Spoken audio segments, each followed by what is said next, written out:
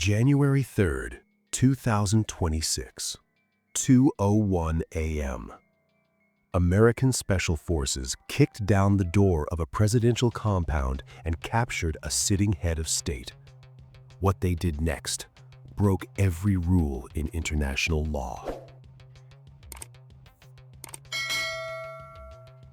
150 aircraft, F-35 stealth fighters, B-1 bombers, drones, all launched from 20 different bases across the Western Hemisphere, converging on one target. 2.5 hours, that's all they had. The youngest operator was 20 years old. The mission: capture Nicolás Maduro, alive. This wasn't a rescue. This was a manhunt. Nicolás Maduro, bus driver turned dictator. Since 2020, wanted by the United States on narco-terrorism charges. The bounty on his head? $50 million, the highest ever placed on a foreign leader. The allegations? Partnering with Mexican cartels and Colombian terrorists to flood American streets with cocaine for 25 years. But he was untouchable, protected by walls, armies, and diplomatic immunity. So how do you arrest someone the world says you can't touch? August 2025, the CIA quietly inserted a unit into Venezuela. Their job: track Maduro's every move. For months, they built a file on his life, where he slept, what he ate, what he wore, even his pets, everything. November, the USS Gerald R. Ford swept into the Caribbean. American warships formed a blockade. Coast Guard units seized Venezuelan oil tankers. Delta Force built an exact replica of Maduro's compound. Steel walls, panic rooms, everything. They rehearsed the assault over and over. Not to get it right, to make sure they couldn't get it wrong. Now imagine this. You're Nicolás Maduro. You've survived coups, sanctions, assassination attempts. You know America wants you. You know the military is circling. 1 week before the raid, Donald Trump called you. His message: you gotta surrender. Maduro came close, but he stayed put. That choice sealed his fate.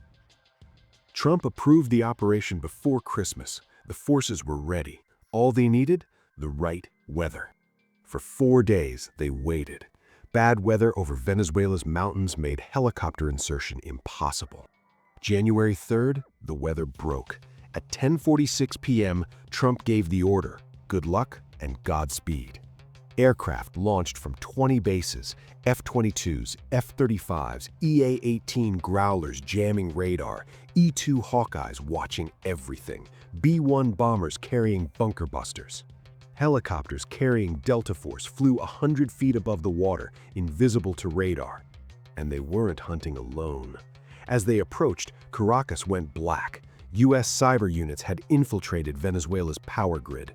Fighter jets began dismantling air defenses. Missiles streaked through darkness. Anti-aircraft batteries exploded.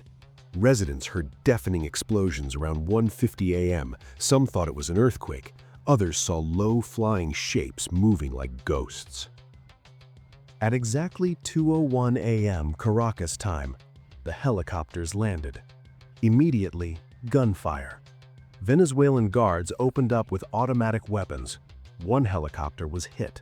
Flashbangs detonated. Maduro and his wife ran for the panic room, but they didn't make it.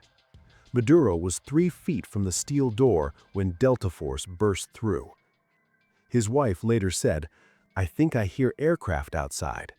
They didn't know America was coming until 3 minutes before. 3 minutes. They gave up.